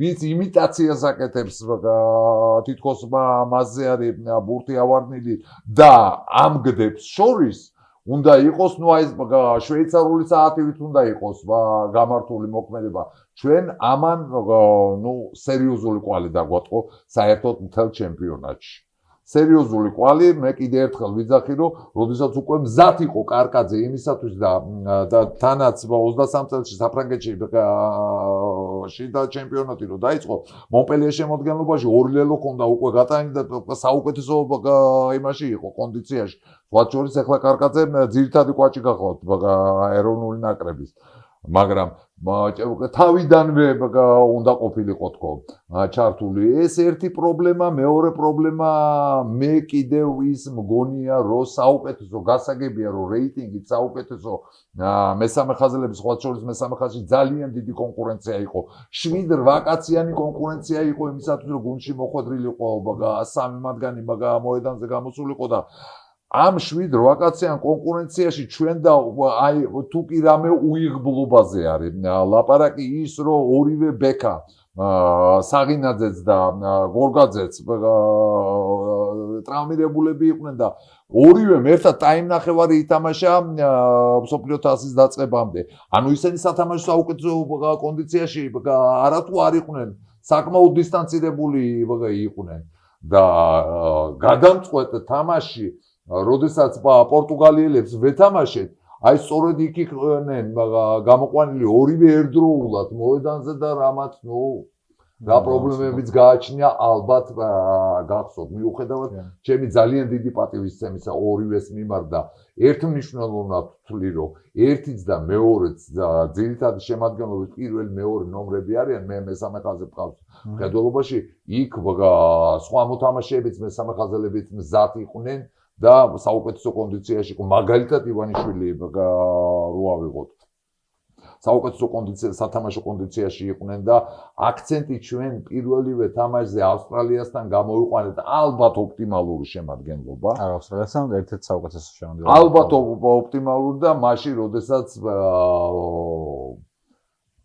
ასე ვთქვათ სერიოზულად არ ვერ მოვახერხეთ განწყობა პორტუგალიელებთან შეიძლება ჩემი გადასახედიდან მე იმ ფაქტს არ ვამბობ ახლა მომხდარი ფაქტის მერე რომ მართალი ვარ და მანამდე სოფლიო თასის დაწყებამდე ერთ-ერთ ინტერვიუში რომ აქცენტი ძირითადად უნდა თვითდაჯერებულები გავედით ავსტრალია უნდა გამოგვეყენებინა იმისათვის რომ თუნდაც ორივე ბექას მიეღო სათამაშო პრაქტიკა და უკვე საუკეთესო კონდიციაში გასულიყვნენ ისინი პორტუგალიასთან, მაგრამ ესე არ მოხდა ერთის და მეორის საფრანგეთის კამზე აღმოჩნდნენ და ის შემადგენლობა რომელიც გაყვანილი იქნა ავსტრალიასთან ჩემი აზრით იყო საუკეთესო. აქედან გამომდინარე ეს გნებავთ გამოუცდელობას მივაწეროთ გნებავთ რას მოხდა ისე რომ კიდევ ერთხელ ხაზს უსვავ გუნდს, რომელსაც ყველაზე კარგი კომპლექტაცია ჰქონდა. 2015 წლის გუნდზეც უკეთესი კომპლექტაცია იყო. ორი აშკარა ვარსკვლავი მამუკა და დათუნა ზერეხაშვილი მართალია ყავდა, მაგრამ მთლიანად 15 კაცი ესე მაღალი პოტენციით არ იყო. თუ მთლიან გუნდს შევადარებთ, ერთმანეთს იმ გუნდს რომელიც 15-ში გამოვიდა და იმ გუნდს რომელიც 23-ში გადიოდა მსოფლიო თასზე 23-ის გუნდი კიდე უფრო მაგარ დაკომპლექტებული იყო თლიანობაში მაქვს კიდე ერთხელ კრძალობაში ხაზს გაუსვა ამ თემას და შედეგსაც ბუნებრივია ვერ მაგრამ რაც მოხდა ამას მაგა უკვე გარდა იმისა რომ ეს ფაქტი არ დაფიქსირებული რეალობას ვერცად ვერ გავექცევი ეჭვი არ მეპარება რომ ლევანსო კიდე მეორე ჩანსი ქონოდა რომ ყველაფერი ეს თავიდან გადაეხედა და დაეწყო ის ბევრად უფრო მომზადებული იქნებოდა და თანაც გუნდი არა მარტო მოთამაშეების პოტენციალი არამედ მთელი გუნდის სათამაშო პოტენციალი გაცილებით მაღალი იყოს და სამ წელში და ეს ლევანის დამსახურება იყო ბუნებრივია. კი, არ მოსამზადებელი პერიოდი რაც ჰქონდა თუნდაც ხა იტალიასთან გამოდიოს პერიოდში მსოფლიო თასის გათამაშება ეს გახლავთ არა მარტო მოთამაშეების, არამედ მწვრთნელების როგორ გითხრათ, როგორი ის ხორცის საკეთ მანქანაში გატარება, იცით რომ სადაც ყველა ნიუანს მნიშვნელობა ენიჭება. და აი ამ მცირე უყურადღებობებმა მოგწა არა იაპონიის მაგალითმა გვაჩვენა კიდევაც რომ ხელა გავლენა აქვს რა ზოგადად რა თქმა უნდა ერთმნიშვნელოვნად სწორედ მაშინ გაჩნდა პირველი ბზარი შერკინებაში როდესაც ყველა ელოდა რომ ეს ისეთივე მონსტრები გამოვლენ და ჩვენი პირველი ხაზის ავტორიტეტი იმდენად მაღალი იყო და ძალიან დიდი იმედი მაქვს რომ ეს ავტორიტეტი ისევ დაბრუნდება იმიტომ რომ ამოცლიანების შემხედვარემ გუთნიდნენ ერთმანეთს მიყოლებით გინდა ამ ჩემპიონატში და გინდა წინა ჩემპიონატში და გინდა იმის წინა ჩემპიონატში ესე რომ იქ ჩანს ის პოტენციალი ახლა პირველ ხაზს ჩვენ უკეთეს სკოლას ვერ გავატარებთ ვერცად ვიდრე საქართველოში ეს ტრადიციული აწლების განმავლობაში შექმნილი ტრადიცია ყველაფერს თავი დაანებო პირველი ხაზელები წვრთნიდნენ აქვსენტი გიორგაძე ეროვნულ ნაკრებს საფრანგეთისას კვაჭების მწვრთნელი იყო სპეციალურად ეხლა მე მგონი ბორდოს შერკინების მწვრთნელია დათუნა ზირაქაშვილის ავტორიტეტი ნუ გაიტყვი ის ქალაქის მერი ხო ან პასპორტ და მე მოვქალაქეობას ისე უყვარდა ნუ ახლა ძნელია რომ დათოს მიმართ გულგრილი როგორც მამუკას კონდა გორგოზე ხო ნუ გასაგებია მაგრამ იმ მონპელიეს იმ კლერმონის ქალაქის მერი იყო ნუ ამაზე გიждდებოდა გონებას კარგავდა და არა უმიზეზოდა გინდა ლეონსიო გინდა აქვსენტი წეღან ვახსენე გინდა მიშა ნარიაშვილი ეს ნუ მონსტრები იყვნენ ყველა მინიმუმ ევროპის დონის ვარსკვლავები იყვნენ და აი ეს სკოლა უცებ აღმოჩნდა იაპონიაში რომ ჩამოიშალა უცებ აღმოჩნდა რომ თურმე ბზარი გაჩნდა პირველ ხაზში და ნუ იქ ერთი არასასიამოვნო ფაქტიც მოხდა გავიხსე რა დასამალი მილტო ჰეიქს კითხეს სხვათა შორის ფიჯელების თამაშის დროს დაგვძრეს ერთხელ ორჯერ სამჯერ ფიჯელებმა და თამაშის მერე დაუსვეს იქ პრეს კონფერენციაზე შეკითხვა სად არის საქართველოს ნაკრების საუკეთესო შერკინება რომელიც ესეთი ხმაურიანი და ესეთი ძლევამოსილი იყო და გაიშვირა ხელი ინგლისელი მწვრთნელი ყავდა სხვათა შორის გვარი დამავიწყდა ესეთი ყურე პარტყუნა ტიპაჟი ხო ძალიან გვარიც ახასიათო ქონდა ხო გვარი ნუ როდესაც თამაშობდა მაშინ მომწონდა როდესაც თამაშობდა ის 80-იან წლებში და მაშინ ვერ ვიმახსოვრებდი იმის გვარს და იმისგან გაიშვირა ხელი და ეს მას გითხეთ ნუ ეს იმდენად მიუღებელი რამე იყო მთავარი მწვრთნელი არავითარ შემთხვევაში ესეც რო იყოს არ უნდა იშვერდე ხელს სხვისკენ ეს მანა არჩია. ნუ იქ ორი ბიჭი იყვნენ მე მგონი 20 წლის ასაკის. ისეთ მოთამაშეებზე, ისეთ გამოსულ მოთამაშეებზე თქვეს იქ უარი ახლა მე დეტალები არ მახსოვს ჭორის დონეზე კიდე მის განხილვას არ ვაპირებ რატო თქვეს მაგრამ ჟვანიაზე თქვეს მაგალითად შეკრებაზე ჟვანიაზე მახსოვს მეც კი ხო ნუ მაშინ როდესაც ჟვანი ალბათ საუკეთესო კი, ძალიან მაგარი იყო. მართალია გადაღლილი ჩამოვიდა მაშინ ცოტა სულის მოთქმა ალბათ ჭირდებოდა, მაგრამ ნუ დათხოვილი იქ არ ვიცი ხა დეტალები. უფრო ზუსტად არ ვაპირებ მის განხილვას, იმიტომ რომ მე მხოლოდ ჭორების განხილვას უბრალოდ არ ვაპირებ ამით უმეტეს. არავისთან და ნუ აი ეს ბზარი რომელიც იქ გაჩნდა პირველ რიგში შერკინებაში ნუ აი ეს იქიდან მოყოლებული მთელი ჩემპიონატი ფაქტიურად შეიძლება ითქვას რომ ჩაგვივარდა კიდევაც თუმცა ერთი თამაშის მოგება მაინც მოვახერხეთ და ეს მსოფლიო თასზე არ იყო ცოტა მცირედი თემა ნუ მაგრამ რაც იყო ეს ყველაფერი წარსული გახლავთ და ნუ ეხლა მომავალში თუ დროზე მოვახერხებთ პროგრესულ გზაზე ისევ დადგომას მე მგონი 2 წელი საკმარისი უნდა იყოს გუნდის კარგი კონდიციამდე მიყვანის მით უმეტეს პოტენციალი არის კი არა ფაქტია გამოჩნდა კიდევაც ხა მაისაშვილი დაინიშნა თუნდაც ის ტესტ მატჩებიდან უკვე ჩანდა რომ მოსამზადებელი პერიოდი რაც მაისაშვილმა მაშინ გაიარა იდეალური იყო და უკვე ეთყობოდა რომ 2023 მსოფლიოს კარგი უნდა ყოფილიყო რა მან რა მოხდა როგორ მოხდა ხა მაგაზე ვისაუბროთ აღარ დაუბრუნდები მე ყველაფერს თუმცა ახლანდელი მსწრებისთვის ანუ ესეთი რაღაც მესეჯ ბოქსები გვაქვს რომ ყველაფერთვის არსებობს დრო თუნდაც ის 2 წელი რომ ჩვენ არ ვართ ის გუნდი რომელიც ეხლა იწყებს რაგბის თამაშს რა ჩვენ ვართ ზოგადად იმ იდენტობის ქვეყანა რომელსაც შეუძლია რომ რაგბი თამაშობს ყველგან. ყველა შეუძლია რაგბი თამაშობს, იმიტომ რომ იციან რომ ეს არის მისი სპორტი. მართლა ჩვენი სპორტია. შეიძლება ინგლისელებსაც ვართმოთ რაღაც ნაწილში, მაგრამ გვაქვს რა დიდი სკოლა გვაქვს რა. პატარა თუ ის არის ეს დიდი 10-ის ჩემპიონატით საკმაოდ დიდ რამეს შვება რა. იქიდან გამომდინარე რომ ძირითადი ნაწილი აქედან ვინც წავიდნენ თავის დროს და წლების განმავლობაში საფრანგეთის დიდ გუნდებში ითამაშეს, დღემდე თამაშობენ 99% დამსახურება არის ამ ყველაფრის, რაცაც ქვია ეს დიდი 10 რა, თავის დროზე კიდე სხვა სახელით იყო წარმოდგენილი და თუმცა შავი ლომი თავის დროზე 4 წლის წინ შეიქმნა ზუსტად იმ გადასახედით და ეს უნდა ყოფილიყო ფრანჩიზა, რომელიც უშუალოდ ნაკრებს მოამარაგებდა ყველა საინტერესო მოთამაშებით და თითქოს და პირველი 2 წლის განმავლობაში არა 22-ში გამოჩნდა კიდევაც ეგ რომ საკმაოდ კაი ფრანჩიზა იყო და საკმაოდ გეხმარებოდა კიდევაც რა. დიახ, მაგრამ როდესაც აღმოჩნდა რომ ის გუნდები რომლებთანაც უწევდა ფაქტიურად თამაში ეს ევროპული სუპერლიგათ წოდებული, თუმცა იქ სუპერლიგობის რა მოგახსენოთ, ფაქტიურად ჩამოიშალა და გადავიდა ისეთ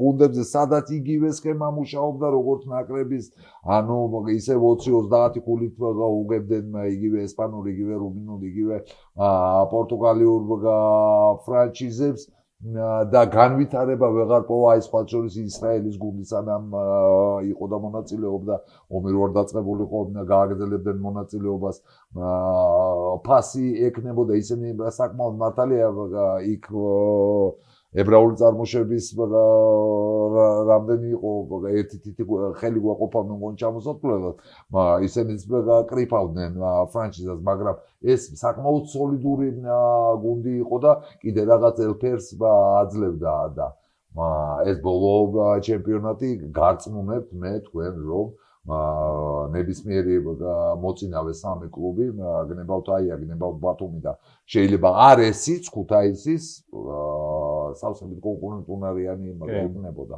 სხვა შორის რუსებს საკმაოდ სოლიდური გუნდები გამოყავდათ, მაგრამ ეხლა რუსებმა საერთოდ რომ არ ვილაპარაკოთ მაგ თემაზე ჯობია. კი, რა თქმა უნდა. მათზე საუბარი არ არის საჭირო, მაგრამ ერთმნიშვნელოვნად და არავითარ ედეტალზე გადავალ კიდე სანამ ბოლოსკენ გადავალ. იმიტომ რომ ჩვენ საკმაოდ დადებითი ბალანსი გვაქვს მათთან დაკავშირებით მოგებებთანაც და არა მხოლოდ მოგებებთანაც. ერთ დეტალზე გადავალ, რომელიც თქვენთვის ყველაზე ახლო არის, ყველაზე ბუნებრივი მდგომარეობა კომენტატორობაზე მინდა გადავიდე. მინდა კითხოთ თქვენი პირველი სარაგბო კომენტატორობა როგორი იყო, იმიტომ რომ პირველი ყოველთვის რაღაცა ისე ემოციურად ცოტა სხვანაირ შემთხვევითიც არის რაღაც ნაწილში რა. რა თქმა უნდა, შემთხვევითი იყო, ერთნიშნულობა სრულიად შემთხვევით, ბევრჯერ მაქვს ეს მოყოლილი სრულიად შემთხვევით. ქუთაისში როგორც მაყურებელი ჩავდიოდი იმაზე სტადიონზე ქუთაისში, თუ არსად გერმანელებთან იყო თამაში, აღარ მახსოვს ზუსტად და გზაში დამირეკეს, რომ ზაალ გეგინეიშვილი ვერ მოდიოდა კომენტატორი უნდა ყოფილიყო სტადიონიდან და დამირეკა მე იქნება გავამიყვანო მდგომარეობდა რასაც ცივი უარი ვტკიც და თამაში დაწყებამდე 9 საათად და სხვა გამოსავალი აღარ არის ვეღარავინ და ასე თქვა წიხლით შემაგდეს იმაში ესე გამოვიდა ფაქტიურად კიდე კარგი გამოცდილ და სრულფასოვანი კომენტატორი ვეტერანი კომენტატორი თემა ჯაფარიძე იყო რომელსაც რისკისებზეც გადავიდა კიდევაც ძირითადად ამ მატჩის კომენტარი და მე სრულიად შემთხვევით მოვხვდი ამ წრეში. მე ძალიან გულდაწყვეტილი ვიყავი იმ პირველი კომენტარის შემდეგ საკუთარ თავზე და იქ უკვე საკუთარ თავს უთხარი რომ ესე არ გამოვა და უნდა იმუშაო საკუთარ თავზე იმისთვის რომ მეორეჯერ მოგეცეს საშუალება რომ რეაბილიტირება მოახდინო და აი ამ არეულობიდან მოვხვდი მოკლედ აი ამ წრეში რა. ყველაზე რთული რა არის კომენტატორობის პერიოდში? ობიექტურობა. ემოციაც ხო არ არის. ანუ რა თქმა უნდა ეხა ემოციაც როცა ეხება რა. ხო, რა თქმა უნდა თავისთავად როდესაც თამაში ერთვები აქ ემოცია თავისთავად იმას გიშვება, გითხრებს და თამაში. აბა ეხა გულგრილი რამისადმი, როდესაც ხარ ეს ყველას ეთყობა კომენტარში და თუ მოგწონს და მომწონს კი არა ვერთვები უმეტესობა თამაშებში და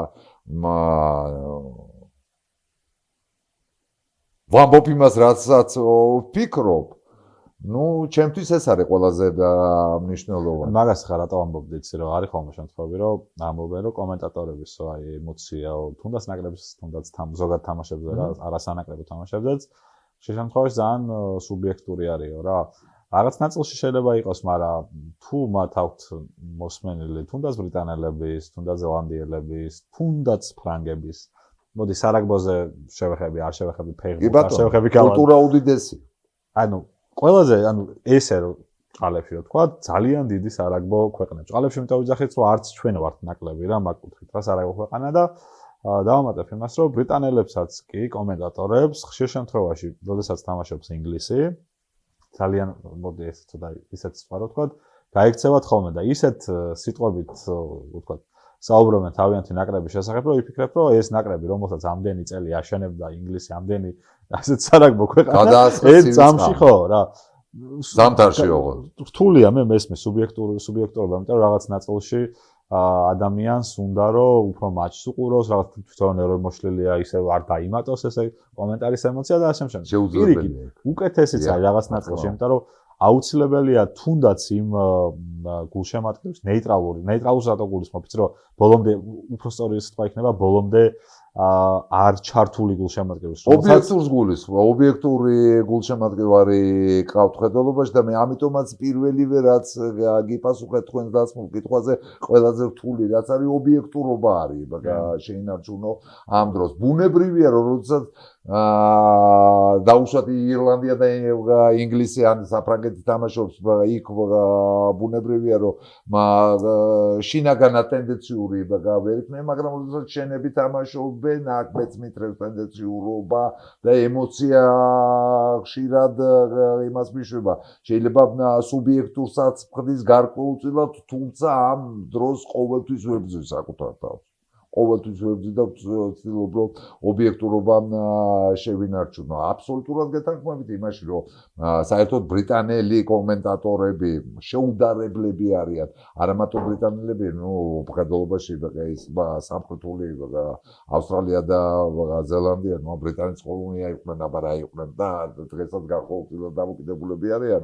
მართალია დედოფალ ელიზაბეთ დიდი ხანია ზეცაშია, მაგრამ ფაქტია რომ აძენ გავლენა ბრიტანელებს როგორც ხო გადახედოს არც აპირებენ მაგ თემის მაგრამ არც მივიდნენ მაგამდე არანაირად სხვა კულტურა გახლავთ ცხოვრების წესი სხვანაირია და საერთოდ ბრიტანული ცხოვრების წესი და საერთოდ ბრიტანული კულტურა ჩემი გადასახედიდან თითქმის საჩვენებელი არის ну ეხლა გასაგებია რომ მათაც გავლილი ეს კოლონიზატორული ეტაპები და ისეთები აქვს ნაკეთები გინდა სამხრეთ აფრიკაში და გინდა ინდოეთში ეხლა წავედი მე ბრიტანეთის ისტორიაში მაგრამ საბოლოოდ რა ქვეყანად ჩამოყალიბდა და თანამედროვე ბრიტანეთი ნამდვილად უმნიშვნელო ну ჩემთვის საჩვენებელი ქვეყანაა ნეტა როდესმე ახლოს მივახლოვდები პოლიტიკურ ნაწილში საკმაოდ აქედან გამომდინარე მათი დამოკიდებულება ობიექტურობის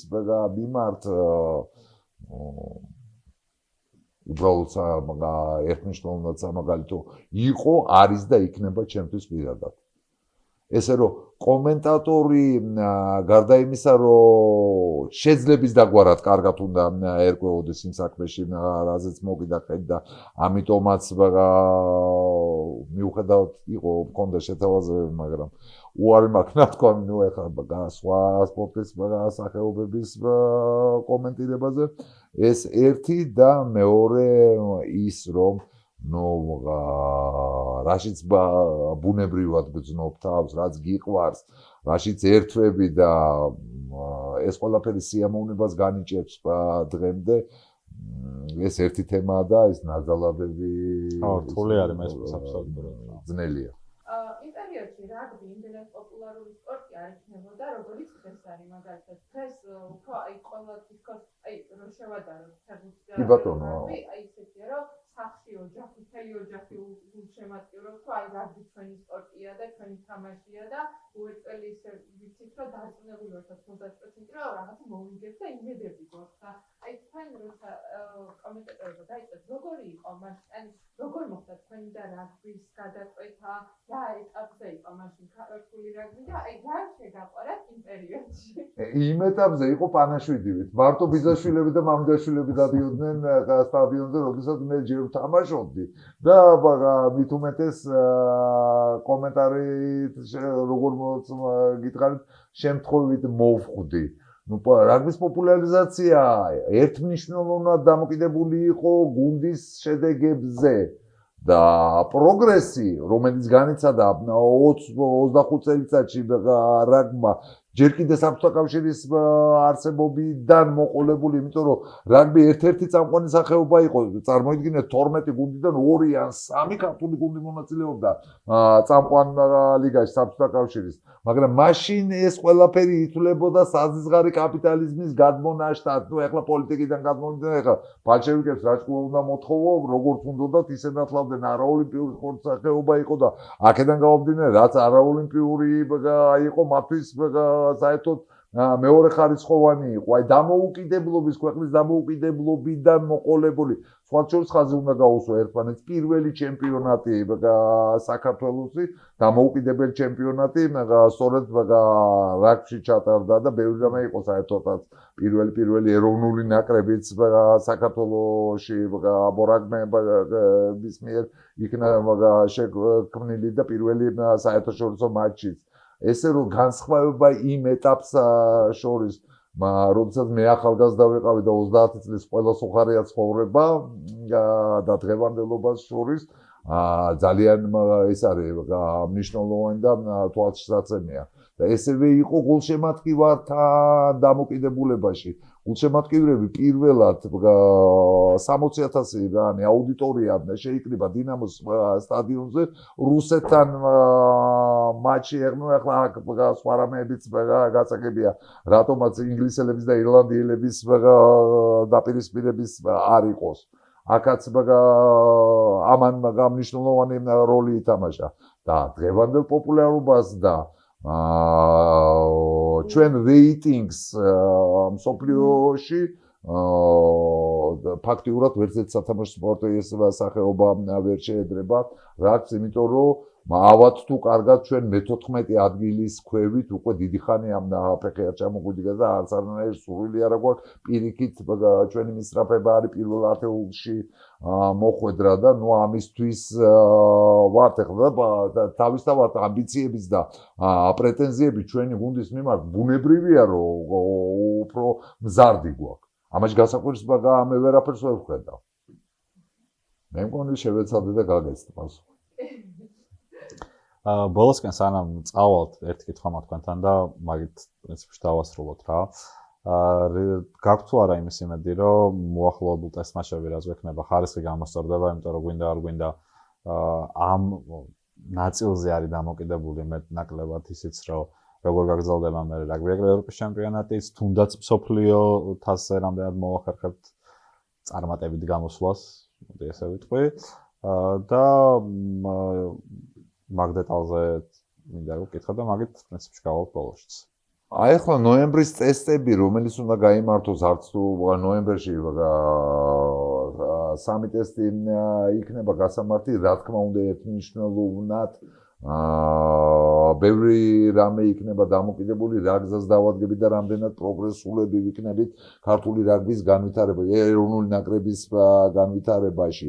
მისი კიდე ერთხელ მინდა ხაზი გაუსვა წეგან შევეხეთ კიდევაც იმ თემას, შავი ლომის თემაზე, რომელიც ევროპის ტურნირზე მართალია მონაწილეობს, მაგრამ ეს 4 თამაშიანი გამოცდილება დიდია, სერიოზულია, მაგრამ ამის გარდა მას ჭირდება სხვა ტურნირებშიც, სერიოზულ ტურნირებში მონაწილეობის მიღება ამისკენ რაგბის კავშირმა რამოდენიმეჯერ სცადა ნაბიჯი გადაედგა, მაგრამ ჯერჯერობით ამ ეტაპზე აი გაერთიანებულ ჩემპიონატზე მოხვედრის სურვილი ჰქონდა, რომელშიც 4 ირლანდიური ფრანჩიზი, 2 შოტლანდიური, 4 სამხრეთ აფრიკული მონაწილეობს მაგ მხედველობაში გაერთიანებული ჩემპიონატი და აი ამ ყველაფერს ერთად უნდა დავეყენებინეთ პროგრესის გზაზე.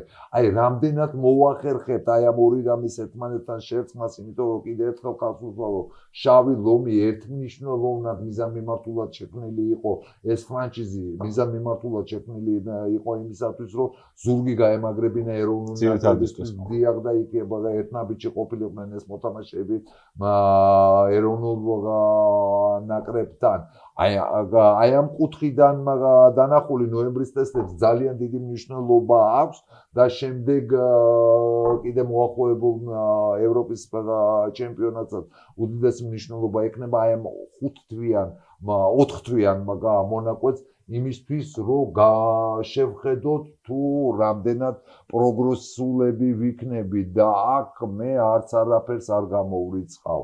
მე მხედველობაში გითხარით კიდევაც ეს ჩემი სუბიექტური აზრია კიდევ ერთხელ ხაზს გაუსვა, რომ მწვრთნელის ან მწვრთნელთა ჯგუფის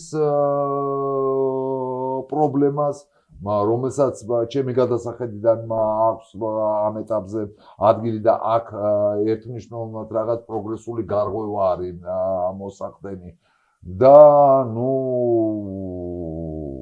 2 წელიწადი არც თუ ისე დიდი დრო გახლავთ იმისათვის, რომ მსოფლიო თასამდე მოსამზადებელი გუნდის მშენებლობა დაიწყოს. ნუ აქამდეც უნდა ყოფილიყო. არა, გარკვეულწილად დაწყებულიც არის, მაგრამ ეს რეგრესი არ მომწონს არანაირად და აქედან გამომდინარე მაგას თვლი ზუსტად ყველაზე მნიშვნელოვანი თემა და 2 წელიწადში თუ მოვახერხებთ ჩვენ თავარი გამოსთა ნაწილობრივ მაინც ექნება ამ ტესტ მატჩებზე ჩვენთან. თავარი გამოსთა მაინც ტესტ მატჩებზე ელის ჩვენ თავარცნელს რა, მაგით მოხდებთ უკვე. დიახ. დაახლოებით რა პოტენციალი გვექნება რაგბი ევროპის ჩემპიონატზე და შესაბამისად უკვე მე ყველაფერი მე ამას ყველაფერს გასალაშენება ჭირდება, ასე ვთქვათ. ეგრე არის. აი ამ 6 თვეში ფაქტიურად ხერხემალი უნდა ჩამოყალიბდეს, შეიქმნას და ამ სულაც არ არის გამორიცხული დარჩენილ 2 წელიწადში გამოჩნდნენ და დიდი იმედი მაქვს, რომ სერიოზულ შევსებას მიიღებთ 20 წლიანებისგან იქ განსაკუთრებით მეორე ხაზში და ამას ყველაფერს გასალაშენება ჭირდება და დრო არ თუ ისე ბევრი რჩება 2 წლიანი მონაკვეთი. ნახოთ. იმედია ყველაფერი კარგად იქნება, იმედი მეც მაქვს ბუნებრივია. შეგახსენებთ, რომ ჩვენი გადაცემა იწერება Click Production-ში. თქვენ თუ გინდა ჩაწეროთ გადაცემა, პოდკასტი გადაიღოთ, ფოტოები ასე ვთქვათ, იმიტომ რომ ჩვენი იდეალური ფოტო სტუდიაც არის ამ სივრცეში. აღარ ვისაუბრებ აქაურობაზე, იქიდან გამომდინარე, რომ თუ გაინტერესებთ აქაურობაზე რა ხდება, შეგიძლიათ გადახვიდეთ წინა გადაცემაზე, სადაც ნოდარ სიმსი ვიყავდა, რომელიც ცალკე საუბრობდა ამ სტუდიაზე ბევრს. მე ერთ დავამატებ იმას, რომ ნებისმიერი რამე, რასაც გადაღებას მოიცავს, შეგიძლიათ ამ მშვენიერ ადამიანებს დაუკავშირდეთ, აღწერაში იქნება მათი საკონტაქტო. ნახავთ კიდევაც სტუდია უფრო მასშტაბურად როგორ გამოიყურება მათ სოციალურ ქსელებში. დიდი მადლობა ბატონ ნიაზ. ნოდარს კი ექნებოდა კვალიფიცირებული აზრი სტუდიებთან დაკავშირებით, იმიტომ რომ დიდი გამოცდილებაა. დიდი მადლობა ნოდარ ძალიან. ბატონო ნიაზ, საკმაოდ საინტერესო იყო თქვენთან საუბარი. მე ძალიან მომწონს ხოლმე, როდესაც რაგბიზე ვსაუბრობთ, იქიდან გამომდინარე, რომ რაღაც ჩემთვის მშობლიური სპორტი არის. ყველაფერს დავინებ, რომ რაგბი ისევ და ისევ ვიტყვი, ჩვენი თამაშია. ვისურვებ უკეთესობას, იმიტომ რომ ჩვენ ნამდვილად გვაქვს იმის პოტენციალი, რომ თუნდაც დიდ იმ მიზნამდე მივიდეს, რასაც ვთქვია, რომ ტოპათის გუნდი გავხდეთ და ვიმსახურებთ კიდევაც რაღაც ნაწილში, რაღაც გრძელვადიანი პროგრესის მხრივ, ოღონდ ჯერჯერობით მივეხა ის რაც ასე ვთქვათ, ჯერაუღებელი ბარიერია. რაც გვაქვს ახლა რა პოზიციას ვართ, ის პოზიციაც ასე თუ ისე მისაღები არის. მადლობას მოგახსენებთ და დავამატებ კიდევაც, რომ ეს არის უკარო სტუდია და მისი პროექტი ჩემი გუნდია და დიდი მადლობა მოწვევისთვის. შევხვდებით ჩემი გადაცემაში. ნახვამდის.